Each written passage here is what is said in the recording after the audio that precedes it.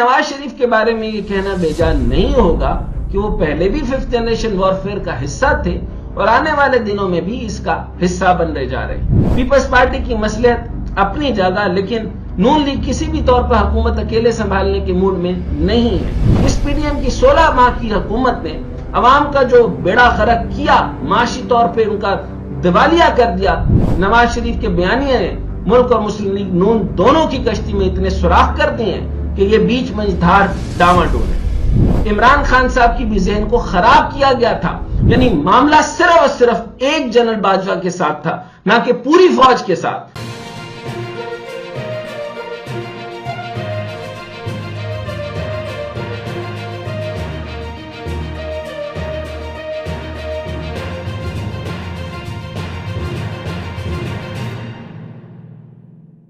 السلام علیکم، میں ڈاکٹر حسن جاوید اور آپ دیکھ رہے ہیں میرا ڈیجیٹل چینل۔ پاکستان اس وقت تجربات کی زد میں ہے۔ اگر عمران خان جانے انجانے میں 5th جنریشن وارفیئر کا حصہ بن گئے تو وہ کم سے کم اس پروجیکٹ سے وابستہ عزائم سے نابلد تھے۔ ان کو نہیں پتا تھا کہ وہ کس چیز کا حصہ بن چکے ہیں۔ بہرحال وہ بن گئے۔ حقیقت یہ ہے کہ ان کا تنازع جنرل باجوہ کے ساتھ تھا، نہ کہ پوری فوج کے ساتھ۔ البتہ نواز شریف کے بارے میں یہ بات نہیں کہی جا سکتی۔ جو محاذ نواز شریف نے اپنے سعودی عرب کے جلاوطنی کے دور کے بعد کھولا تھا، اس کا نقطہ عروج ہم نے ان کے لندن جلاوطنی کے دور میں دیکھا۔ اب جو نون لیگ کو انتخابی نتائج سے سبکی اٹھانی پڑی ہے، وہ نواز شریف کے دل پر کاری ضرب ہے، اور اس کا اندازہ آئندہ دنوں میں قوم کو بھرپور طریقے سے ہو جائے گا۔ یعنی نواز شریف کے بارے میں یہ کہنا بے جان نہیں ہوگا کہ وہ پہلے بھی 5th جنریشن وارفیئر کا حصہ تھے اور آنے والے دنوں میں بھی اس کا حصہ بنتے جا رہے ہیں۔ میں اس کی ڈیٹیل میں نہیں جا رہا کہ وہ کس طریقے سے بھارت کے اعتماد یافتہ ہیں، تو چنانچہ میں صرف یہ اتنا سا آپ کو بتانا چاہتا ہوں کہ وہ 5th جنریشن وار کا حصہ ہیں۔ یعنی ان کی سیاست نے ملک کی جڑیں تو کھوکھلی کی ہیں، ساتھ ہی نون لیگ کی سیاست کو بھی آدھی موت سے ہمکنار کر دیا۔ اس کے باوجود نواز شریف کے بیانیے نے ملک اور مسلم لیگ نون دونوں کی کشتی میں اتنے سوراخ کر دیے ہیں کہ یہ بیچ منجھدار ڈاواڈول ہے۔ اس سب کا آغاز اپریل 2022 میں اس وقت کیا گیا جب پہلے سے ہی مشکلات کا شکار عوام کو بیچ منجھدار چھوڑ کر ایک نیا تجربہ کیا گیا، جس کو پی ڈی ایم کا نام دیا گیا۔ پی ڈی ایم کی پہلی شکل بھانمتی کا کنبہ ثابت ہوئی، جس میں مختلف نظریات کے حامل سیاستدانوں یعنی 13 پارٹیوں کو ایک چھتری تلے اکٹھا کیا گیا۔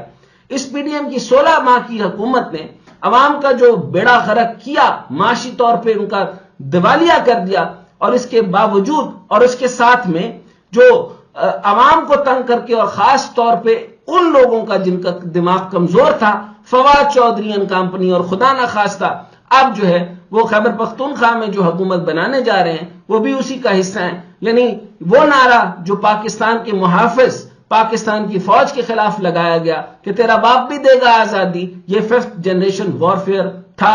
ان کو اس کے مقابلے کے لیے لایا گیا تھا اور انہی پر زمین تنگ کر دی، اور جب تنگ کر دی تو وہی کچھ ہوا جو پہلے والے کر رہے تھے، یعنی نواز شریف کا بھی بیانیہ فوج مخالف تھا، اور پھر یہ بھی اسی بیانیے کے ساتھ جا ملے، یعنی تیرا باپ بھی دے گا آزادی، گنڈا پور، مراد سعید اینڈ سو فورتھ، اور پھر اس کے بعد آپ کے پاس عمران ریاض خان کا نام بھی موجود ہے۔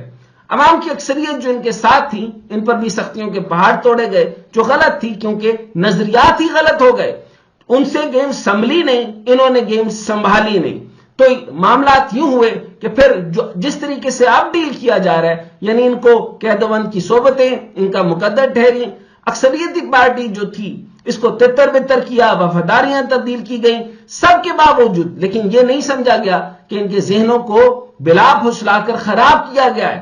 عمران خان صاحب کی بھی ذہن کو خراب کیا گیا تھا، اور اس کے بعد جو ان کے نیچے تھے ان کے بھی ذہنوں کو خراب کیا گیا تھا۔ یعنی معاملہ صرف اور صرف ایک جنرل باجوہ کے ساتھ تھا، نہ کہ پوری فوج کے ساتھ۔ لیکن نواز شریف پورے عزم کے ساتھ اس کسی نہ کسی کے ایجنڈے، جس کو میں اجیت دوول کا ایجنڈا کہتا ہوں، اس کے ایجنڈے کے تحت یہ 5th جنریشن وارفیئر کا حصہ ہے، اور اس حصے کی وجہ سے یہ بات میں تقریباً جو ہے اعتماد سے کہہ سکتا ہوں کہ جو ہائی برائڈ نظام کی ترویج میں ایک نیا اضافہ کہیں تو غلط نہیں ہوگا کہ یہ پی ڈی ایم 2 نامی حکومت کا قیام ہے، جو کہ غلط ہوا ہے، نہایت غلط ہوا ہے. یہ پی ڈی ایم کو جو ہے وہ ہٹا کر صرف اور صرف کیونکہ عمران خان بھی اسی ایجنڈے پہ چل نکلے تھے کہ جس ایجنڈے کے خلاف لائے گئے تھے، یعنی نواز شریف کے، اور نواز شریف کیونکہ وہ اینٹی ملٹری معاملات شروع کر رہے تھے، وہی معاملہ جب عمران خان اس میں آ گئے تو پھر ان کو جب تبدیل ہوتے ہوتے ان کی نیچے والی ٹیر نے سارا معاملہ نواز شریف کی طرح ہی ہینڈل کیا، جبکہ ان کو ایسا نہیں کرنے دینا تھا. عمران خان سنبھل گئے اور انہوں نے صرف کلیئر کیا ساری بات کو کہ ان کا معاملہ صرف جنرل باجوہ کے ساتھ ہے، پوری فوج کے ساتھ نہیں، اور نہ ہی نیشنل سیکیورٹی پالیسی کے ساتھ ہے. یاد رکھیں کہ واحد ایسی حکومت تھی 76 سال کے بعد فوج اور سول آپ کی پارلیمان اکٹھے بیٹھ کے نیشنل سیکیورٹی پالیسی انہوں نے سائن کی.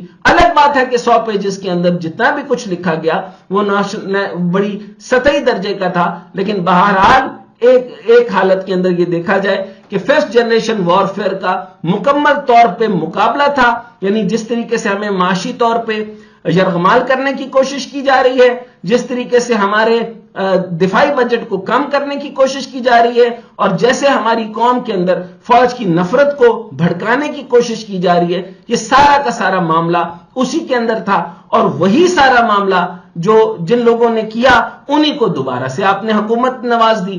نواز شریف جن کے دماغ کے اندر اینٹی اسٹیبلشمنٹ اور اینٹی فوج خاص طور پہ ہے، ان کو تو الگ ہو گئے، لیکن انہوں نے شہباز شریف کو چن لیا. اچھا، اب یہ جو پی ڈی ایم 2 نامی حکومت کا قیام ہے، اس کا کیا نظام ہے؟ پورے ملک نے شہباز شریف، بلاول بھٹو زرداری اور آصف علی زرداری کی طرف سے ایک پریس کانفرنس سنی، جس میں مرجھائے ہوئے چہروں کے ساتھ اگلے اتحادی حکومت پی ڈی ایم 2 بنانے کا اعلان کیا گیا. اس طرح نون لیگ اور پیپلز پارٹی کے درمیان بالآخر حکومت سازی کے حوالے سے اتفاق رائے ہو گیا ہے. اس کے پیچھے چھپی کہانی ایک الگ بحث ہے، لیکن اس اتفاق رائے موجود ہے، اور اس میں اتفاق رائے کے ساتھ طے پایا کہ وزیر اعظم شہباز شریف، جس کا میں نے آپ کو تقریباً 6 ماہ پہلے بڑے واضح طور پہ بتا دیا تھا کہ اگر کچھ ہوا اور آپ لوگوں نے یہ انٹرم گورنمنٹ توڑی بھی تو آپ کو ایک وزیر اعظم شہباز شریف ہی ملنا ہے، تو آپ پلیز الیکشن میں نہ جائیں، کیونکہ الیکشن اس لیے ڈیلے کیے جا رہے ہیں کہ کسی صورت میں بھی وہ وزیر اعظم شہباز شریف کے علاوہ نہیں جائیں گے. صدر مملکت آصف علی زرداری، یہ بھی اسکرپٹڈ تھا، چیئرمین سینٹ پیپلز پارٹی، اسپیکرشپ مسلم لیگ نون کے پاس ہوگی، اور معاہدے کے مطابق پہلے مرحلے میں پیپلز پارٹی وفاقی کابینہ کا حصہ نہیں بنے گی، تاہم آئینی عہدے پیپلز پارٹی کو دیے جائیں گے.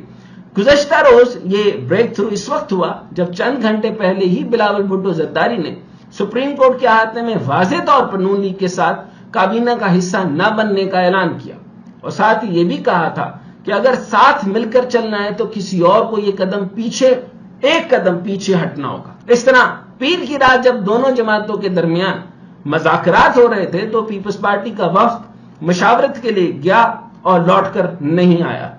اس دوران نون لیگ کی کمیٹی پیپلز پارٹی سے رابطہ کرنے کی کوشش کرتی رہی، لیکن بات نہ بنی، اور رات 11 بجے کے بعد تو ذرائع کے مطابق نون لیگ کی کمیٹی نے شہباز شریف کو صورتحال سے آگاہ کیا، جس کے بعد شہباز شریف اور بلاول بھٹو زرداری کے درمیان رابطہ ہوا، اور بعض اطلاعات کے مطابق دونوں کے درمیان ملاقات بھی ہوئی. اس کے بعد پیپلز پارٹی کا وفد بلاول بھٹو زرداری کی سربراہی میں منسٹر انکلیو میں اسحاق ڈار کی رہائش گاہ پر پہنچا، اور دونوں جماعتوں کے درمیان مذاکرات کے بعد حتمی معاملات طے پائے، جس کے بعد زرداری ہاؤس میں پریس کانفرنس کے ذریعے اس کا اعلان کیا گیا. اس پریس کانفرنس سے ظاہر کیا جا رہا تھا کہ تمام معاملات بخوبی حل ہو گئے.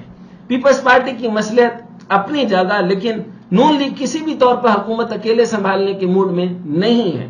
ان کو بھی یہ محسوس ہونا شروع ہو گیا تھا کہ شاید پیپلز پارٹی انہیں سامنے لا کر پیچھے سے سپورٹ ختم کرنے کا ارادہ باندھے ہوئے، اس لیے وہ بار بار پیپلز پارٹی کو نفع اور نقصان دونوں کا کریڈٹ لینے پہ مجبور کر رہے ہیں. یعنی گالیاں کھانے والی جو سیٹس ہیں اس کو بھی لینے پر مجبور کر رہے ہیں. جیسے کہ رانا ثناء اللہ نے کہا کہ ہمیں پچھلی پی ڈی ایم کی حکومت بنانے پر مولانا فضل الرحمان نے مجبور کیا تھا، اسی طریقے سے جاوید لطیف نے اس بار الزام کسی اور پر رکھ دیا. ان کا کہنا تھا کہ نواز تو کیا شہباز شریف بھی حکومت لینے پر خوش نہیں ہے. ہمیں کہا جا رہا ہے کہ حکومت بنائیں، اس میں ملک کا مفاد ہے، میرے پہ خوش نہیں ہے. ہمیں کہا جا رہا ہے کہ حکومت بنائیں، اس میں ملک کا مفاد ہے. میری جماعت کی 90% لوگوں کی یہی سوچ ہے. درست بات ہے. دوسری جانب پیپلز پارٹی اپنی مجبوری بتا رہی ہے اور کہہ رہی ہے کہ پی ڈی ایم کا تجربہ اچھا نہیں رہا. الیکشن میں ہمارا بیانیہ نون لیگ کے خلاف تھا، اسی وجہ سے کابینہ کا حصہ نہیں بن رہے. صدر پاکستان کا عہدہ مسلم لیگ نون کی ڈیمانڈ پر لے رہے ہیں. نون لیگ کے لیے صرف پیپلز پارٹی کو سر کرنا ہی محاذ نہیں، ان کے سامنے ایم کیو ایم جیسی جماعت کی فرمائشیں پوری کرنا بھی ایک الگ سے امتحان ہوگا، جس نے 4 وزارتیں سندھ کی اور گورنرشپ کی ڈیمانڈ کر رکھی ہے. اب تک کی اطلاعات کے مطابق مسلم لیگ نون نے انہیں 3 وزارتیں دینے پر رضامندی دکھائی ہے.